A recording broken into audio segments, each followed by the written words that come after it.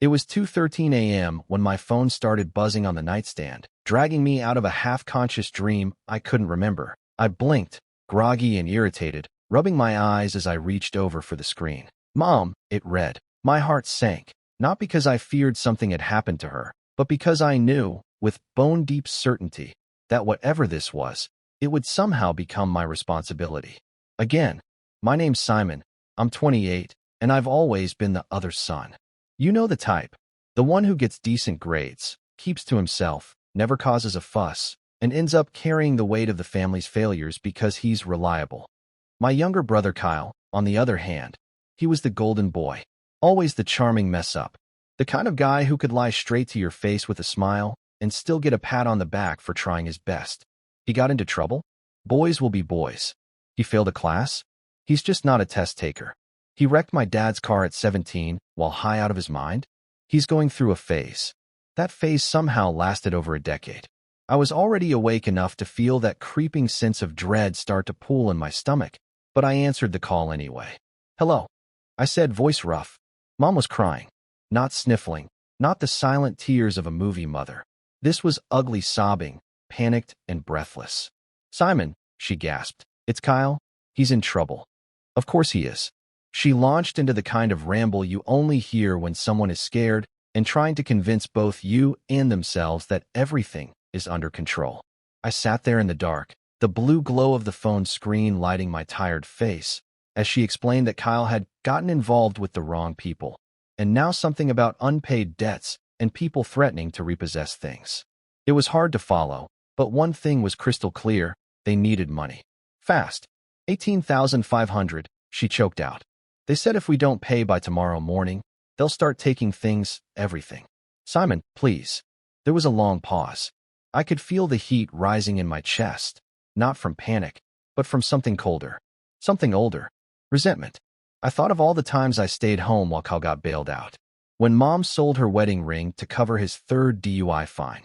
When I got a partial scholarship to college and asked if they could help with the rest, and Mom said, "Honey, we just can't right now. Kyle's still figuring things out." When I spent 2 years couch hopping after graduation while Kyle borrowed my car and wrecked it in a parking lot drag race. I took a breath. "Call the son you always put first," I said flatly. And then I hung up. I didn't wait to hear her gasp or beg. I didn't wait for the guilt trip or the speech about how family means helping each other. I just set the phone face down and went back to staring at the ceiling, heart pounding with that bitter, icy fury that had been building inside me for years. I didn't sleep. At 6:42 a.m., I woke up, or maybe I never really fell asleep, and saw a new voicemail and a missed call. Not from Mom. From a detective. I didn't call back. Not right away, at least. I stared at the missed call from Detective Mark C. and the single voicemail notification sitting just beneath it. For a few minutes, I didn't even move. It was like the air had thickened, like I'd stepped into a reality I hadn't signed up for. My brain was running at full speed, chasing every horrible possibility at once. Dead? Arrested? Gone missing? It would be a lie to say I wasn't scared, but mostly, I was angry. Not the sharp, shout into a pillow kind of anger. This was the slow, simmering kind. The kind that gets under your ribs and sits there like poison. When I finally listened to the voicemail, the detective's tone was calm but firm. He asked me to call back as soon as possible regarding an incident involving your brother Kyle. No mention of death, so I guess that was good? I didn't call back yet. Instead, I made coffee. Sat in silence. Let the guilt swirl around in the mug until it cooled. It had been years since I'd set a boundary that strong. Most of my life, I just swallowed it, bit down on the resentment, and tried to be the good son. When Mom guilt-tripped me into helping Kyle pay off a shady loan at 24, I sent the money. When Kyle accidentally used my identity to open a phone plan and left me to deal with the unpaid bill, I paid it. When Mom begged me to forgive your brother, he's going through so much, I nodded and lied through my teeth. But something broke during that phone call at 2 a.m. She cried. She begged. And for the first time, I said no. And now a detective was calling. I finally dialed back an hour later. The conversation was brief. Detective Mark was polite, but clipped, like he was choosing every word carefully. He said there had been an altercation, that Kyle had been involved, and that he'd been taken into custody. When I asked what happened, The detective paused. He listed you as an emergency contact. He's being held at the precinct downtown. If you'd like to come down and speak with him, you can. That was it. No more details. I almost laughed. Of course Kyle gave them my name. Of course he did. Even after I hung up on Mom, even after he'd burned every bridge between us, I was still the backup plan. I didn't go. Not right away. Instead, I drove over to my parents' house. The house I practically grew up in alone, despite the fact that Kyle and I are only 2 years apart. The house where every family photo had Kyle in the middle and me on the side. Where my science fair awards were shoved into a drawer and Kyle's half-broken baseball trophies still sat on the mantel. Where I was just the one who turned out fine on his own, so they didn't have to worry about me. I parked outside and just sat in the car for a moment, trying to gauge whether I really wanted to do this. I could already hear Mom's voice in my head, tired, tearful, worn down by the weight of a son she couldn't fix. But I needed answers. And if anyone knew what Kyle had gotten into, it was her. When I knocked, she answered within seconds. Her eyes were red and puffy, and her voice was hoarse. "Simon," she whispered, like she wasn't sure if she should hug me or slap me.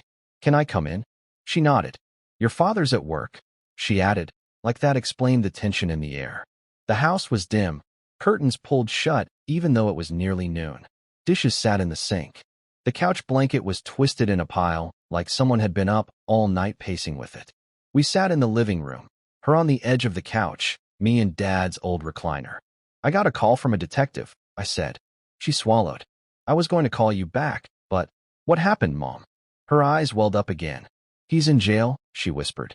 "Simon, they said he broke into someone's apartment, that he was trying to steal something." I blinked. "What? He didn't mean to," she said quickly, like she was reading from the script of every other time Kyle had done something reckless and dangerous. "He said it was a misunderstanding, that someone told him there was something inside that belonged to him, and, Mom," I cut in, "he broke into someone's home." "I know," she said, covering her face. "I know. He said he was desperate, that if he didn't get the money, they were going to hurt him. Or us." "And the $18,500? I asked, voice hardening. She looked away. "He owes it to someone. A man named CJ or something. Said it was a short-term loan to help him start a business. But, Simon, he's been gambling. I didn't know until it was too late. He promised me this time it was going to work out." I stared at her. "You were going to give him the money?" "We already did," she said quietly. "We gave him $12,000 last month. That was everything your father and I had in savings." I felt sick. "So you call me for the rest?" She nodded. "And what, Mom?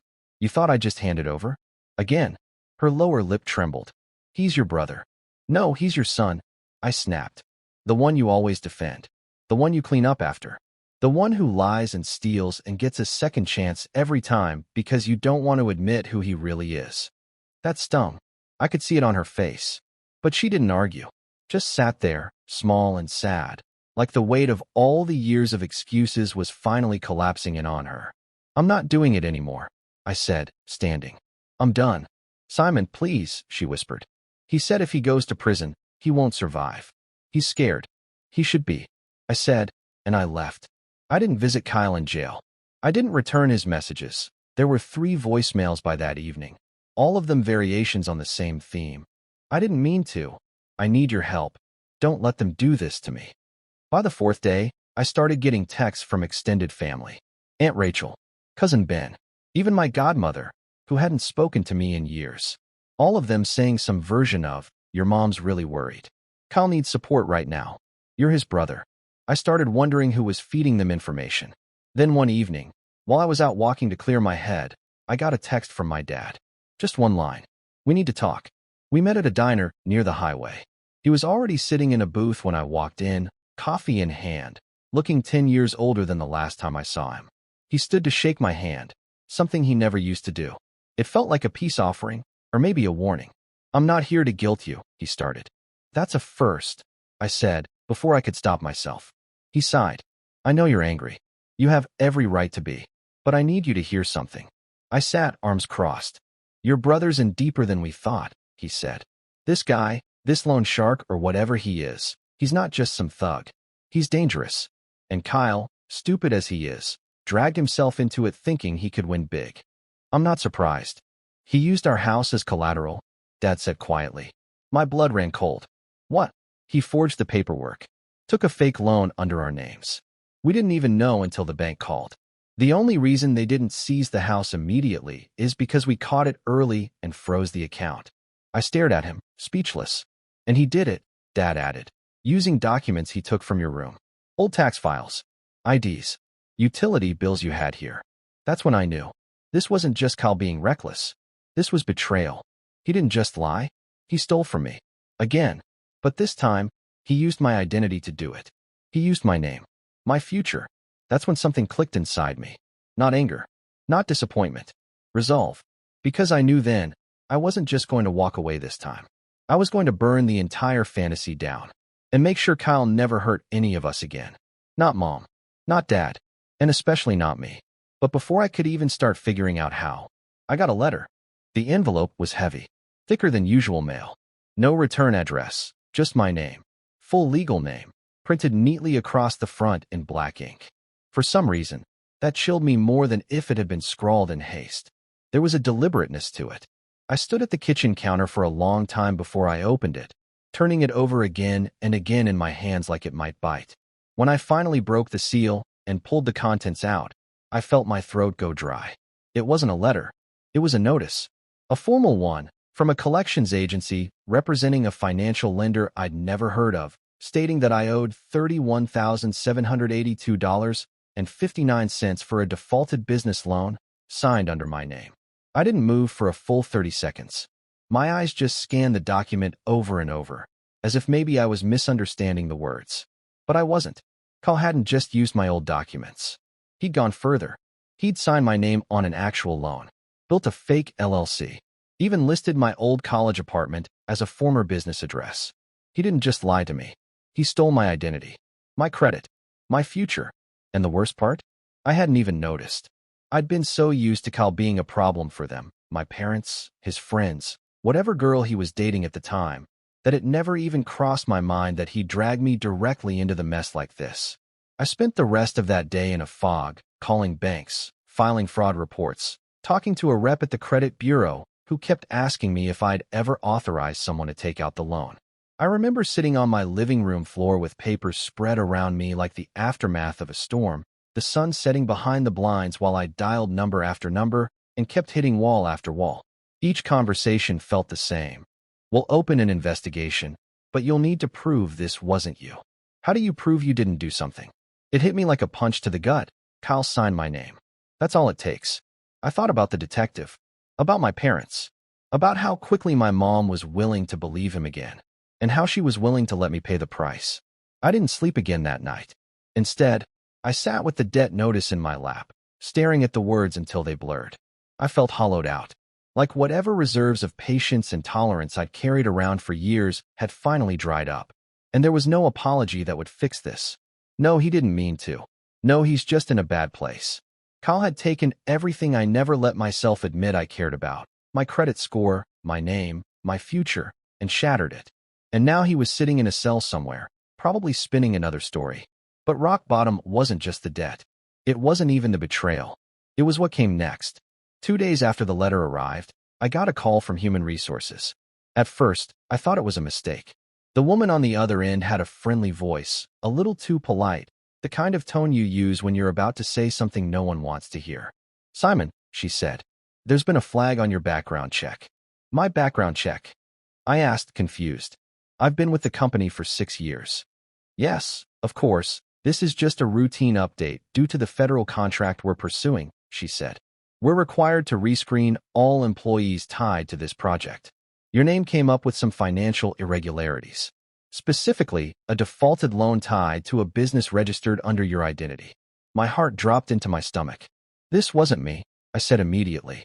It's identity theft. I already filed a report. I understand. But until the matter is resolved formally, we have to put your role on temporary leave status. Wait, I'm being suspended. Not suspended, just removed from sensitive projects for the time being. I felt my ears ringing. What does that mean for my pay? Until the investigation is resolved, you'll remain on reduced hours. Just like that. 6 years of spotless work. Performance awards. Weekend overtime. Loyalty. Gone. Because of Kyle.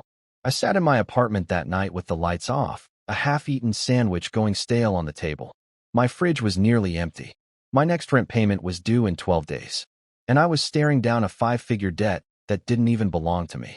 It would have been easy to spiral, to give in to the bitterness, to let the injustice of it all bury me.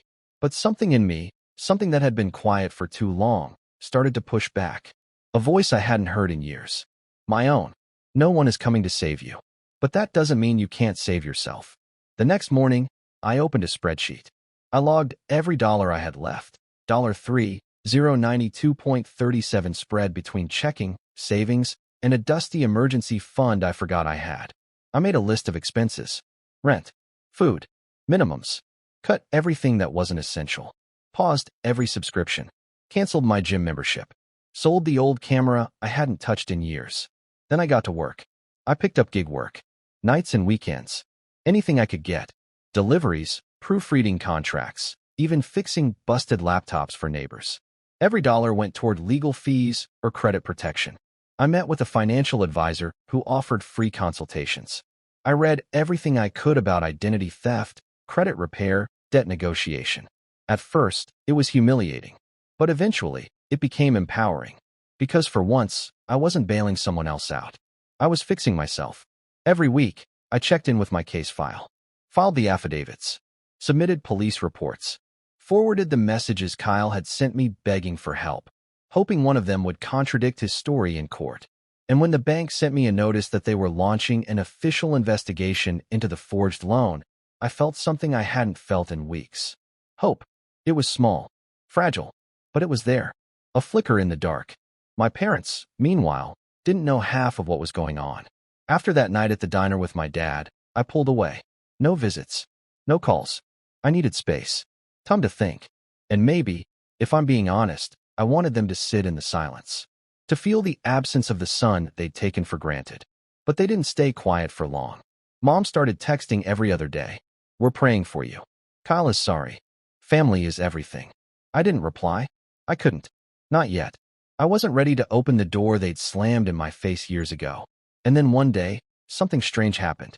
I was checking the mail, expecting more bank statements or junk flyers, when I saw another letter. This one was handwritten. No agency name. Just my name again, Simon Wells, written in the uneven, almost childish scrawl I recognized immediately. Kyle.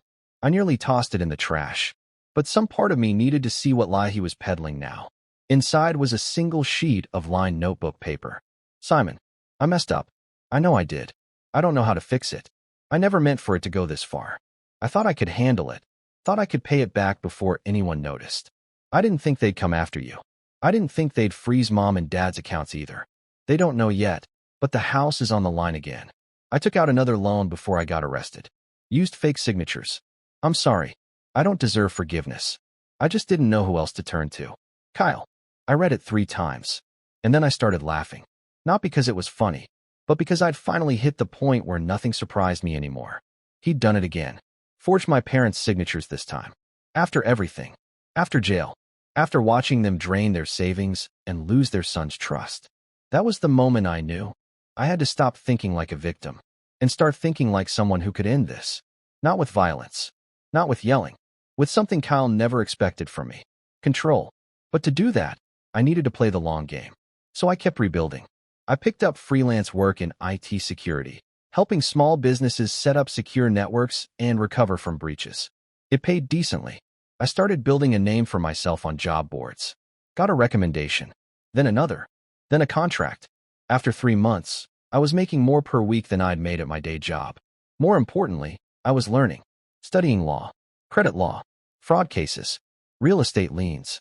Every night, I pored over case files and webinars and articles, mapping out every angle of how someone like Kyle could be exposed, publicly, legally, irrevocably. I still hadn't responded to Mom's texts, but I knew that silence wouldn't last forever.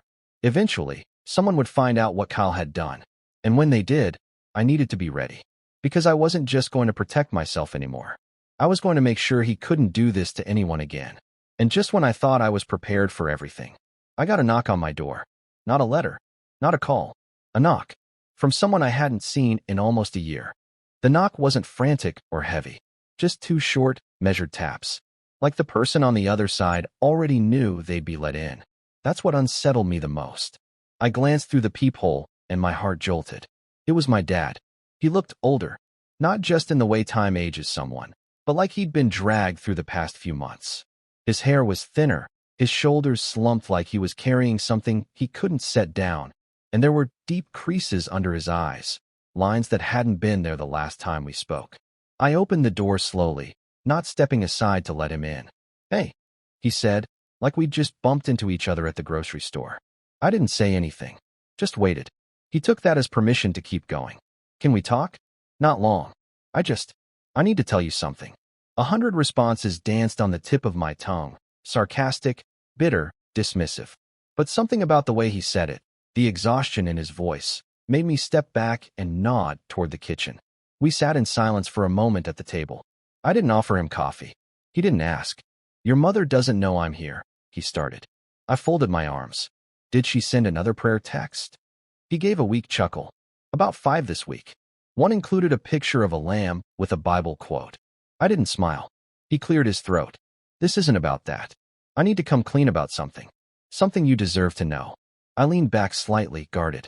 He reached into his coat and pulled out a manila folder, slid it across the table like it was radioactive.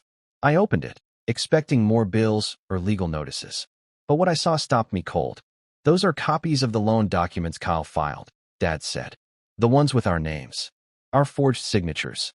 He also attached utility bills, some in your name, some in mine, and tax documents he must have lifted years ago." I skimmed the pages. It was all there. A fake LLC named Wells Tech Solutions. The same name I'd once joked about using if I ever started my own consulting firm. Kyle had used it, twisted it, and taken out over $40,000 in startup capital.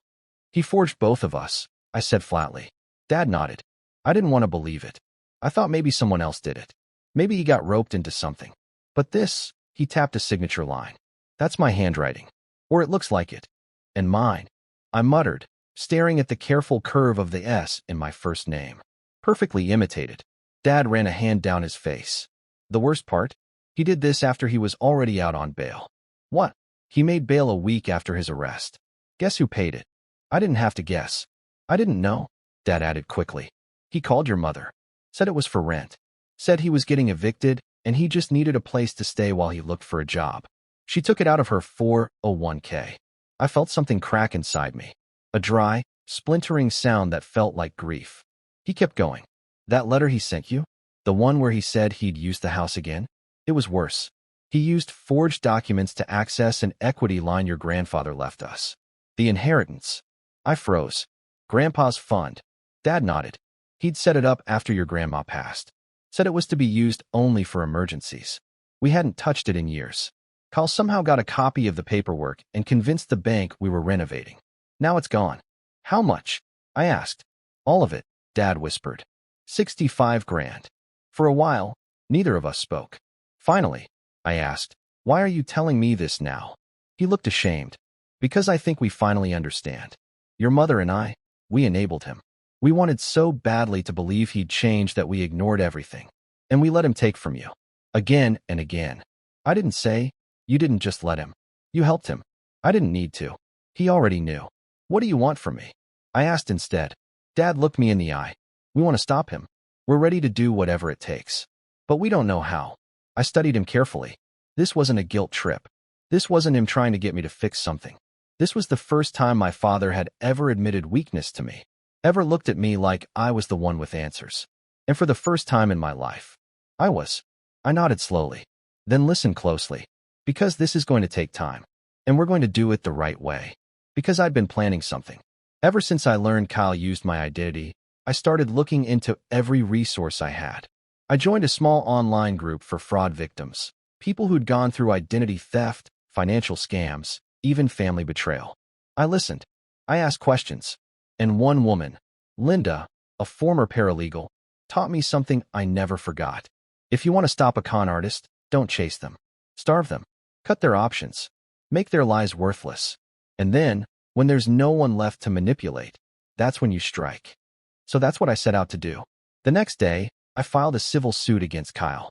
I didn't announce it. Didn't even tell my parents at first. I filed it quietly, through an attorney who specialized in family fraud cases. We were seeking damages for identity theft, defamation, and financial loss due to criminal impersonation. My lawyer said it might not go anywhere.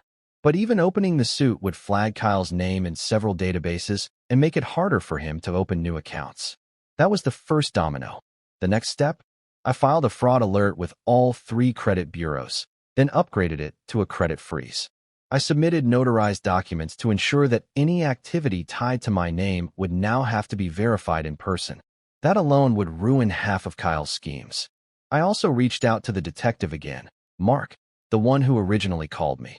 I told him everything, showed him the folder, the letters, the forged documents, the name of the fake LLC, and he listened, quietly, nodding along. We've suspected he was running a pattern, Mark said, but this confirms it, and it pulls his parents in, too, knowingly or not. You think they were involved? Not directly, he said, but when families pay bail, hide assets, or make statements that contradict the timeline, it muddies our case. I sighed. So what now? Mark leaned forward. Now we start building something airtight.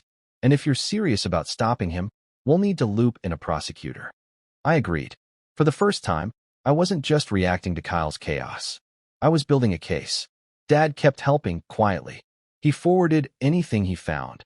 Old letters, receipts, even a screenshot of a text Kyle had sent where he joked about borrowing identities.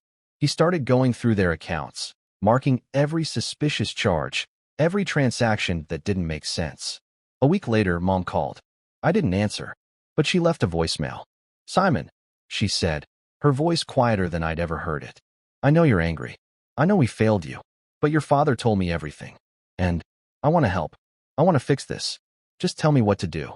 I didn't reply, but I didn't delete the message either, because part of me wanted to believe she meant it. Then came the break I hadn't expected. A call from an old friend of Kyle's.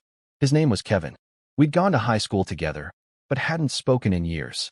He messaged me out of the blue, asking if he could talk, off the record.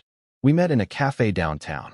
Kevin looked tired, a little paranoid, but what he told me changed everything. Kyle's been using a second name, he said. Not legally, but online. He's been running crypto scams, fake real estate deals, selling fake concert tickets under burner accounts. And he's using your name as the backup in case anything goes south. My blood turned cold. Kevin slid a folder across the table. I saved screenshots. I didn't want to be involved, but I was scared. He said you'd never find out, that you were too busy playing Golden Child to pay attention. I opened the folder. Dozens of chat logs, account handles, even photos of wire transfers to offshore accounts, with my name attached. This wasn't just personal now. This was federal. I brought everything to Mark. He didn't say much, but his eyes lit up the moment he saw the offshore wires. We can get him, he said. We might even get the FBI involved. That's when the plan shifted. This wasn't just about revenge anymore. It was about justice, about making sure Kyle could never hurt anyone like this again. So I started preparing for the final step, the trap, and I knew exactly how to bait it. All I had to do was wait, because Kyle was about to reach out again. It started with a text, just 6 words. Bro, you still mad at me? I stared at my phone for a full minute before responding. I knew this moment was coming. Kyle had been quiet for too long. After months of silence, lawsuits, frozen credit, and disappearing bail money, he had nowhere else to turn. No new Mark, no enablers left to squeeze. Just me. And this time, I wasn't going to run. I wasn't going to yell, or plead, or hope he'd change. I was going to finish this. Clean. Legal. Final. I typed back. Depends. You still impersonating me? He replied immediately. That was a mistake. I was desperate. But I've got something big lined up. Like life-changing. I just need a little help setting it up. There it was. The play. The pitch. The bait. I'd been waiting for it. What kind of help? Just need a bank account I can use short-term. Offshore money transfer. Easy 5-figure cut for you. 5 minutes later, I got another message. A burner Gmail account and a Dropbox link labeled Investor Files. I didn't open it on my phone. I forwarded it straight to Detective Mark and my lawyer. This was exactly what we needed. But I didn't stop there. I played along. Pretended I was interested. Curious. Cautious. I asked questions. What kind of deal was it? What were the names involved? Where would the money be coming from? Kyle answered everything with the shameless confidence of someone who'd never had to face consequences. He even joked, "Don't worry, no one's going to trace this. We're ghosts, bro." Every word was recorded. With Mark's help, we arranged a controlled operation. We created a shell company, completely legal, backed by the state, and I offered it to Kyle as the account he could run the funds through. My lawyer ensured everything was watertight, monitored, and traceable. All we needed was for him to initiate the first transfer. And he did. $22,000 wired from a flagged crypto wallet into the dummy account, under the fake business name Wells Tech Holdings. It was poetic. The moment the money hit, federal investigators stepped in. Turns out, the crypto wallet Kyle used had already been under investigation for fraud and wire scams. Our tip, and the data Kevin had gathered, was the final thread they needed to tie everything together. They connected Kyle to 6 different fake business identities, 3 online scams, and at least 2 bank accounts opened with forged documents. He was arrested within 24 hours. At a gas station, trying to leave town with a duffel bag full of burner phones and a fake ID that still used my birthday. They booked him on multiple counts: wire fraud, identity theft, money laundering, and violation of bail terms. The amount of evidence was overwhelming: chat logs, screenshots, financial records, and my personal testimony, backed by forensic analysis proving the forged signatures weren't mine. But the part that really sealed it? The phone call. See, during our final business chat, Kyle had gotten cocky. He'd called me. No texting, no paper trail, just his voice on a grainy line talking about how this was the last time, and how we both win if we stay quiet. He didn't know I was recording. Legally, with law enforcement present. That call played in court, and I watched, stone-faced, as the jury listened to my brother casually explain how he'd borrowed my identity because I wasn't using it for anything interesting anyway. He said I owed him for all the years he felt second best. That was the moment I knew we'd won. The trial didn't last long. He was convicted on all counts, sentenced to 8 years without parole, with additional time pending investigation into the offshore accounts. And as for the money, the court ordered full restitution. Between frozen assets, seized accounts, and what the state recovered from the dummy transfers, I got nearly every dollar back. But the best part, the moment I'll never forget, came after sentencing. Mom approached me outside the courthouse. Her hands were shaking. She looked like a balloon that had finally deflated after a decade of floating through denial. "I didn't know," she whispered. I didn't answer. She reached into her purse and pulled out an envelope. "We sold the lake cabin, the one Grandpa left us. Your father and I want you to have this. Not as payment, as apology." I didn't take it. "Not then. Keep it," I said. "Use it to rebuild your lives. Just not for him." She nodded. No argument. Just tears. Real ones, this time. That was the last time I spoke to her. Dad emailed me a few weeks later with a short message. "We're proud of you. Finally. Sorry it took us so long." And me? I didn't go back to my old job. Instead, I opened my own business. Wells Tech Solutions. The real version. IT consulting, security systems, fraud protection. I hired Kevin. I even partnered with the woman from the online fraud support group, Linda, who became my part-time legal advisor. We helped people like me. Victims. Survivors. The ones who had to rebuild from ashes. We're doing well. Better than I ever imagined. And I'm no longer the other son. I'm just Simon. And I like who that is. Kyle still sends letters from prison. I don't read them. I just stack them in a drawer. One day, I might burn them. But for now, they're just reminders. That even when people try to steal your name, your future, your life, you get to choose how the story ends.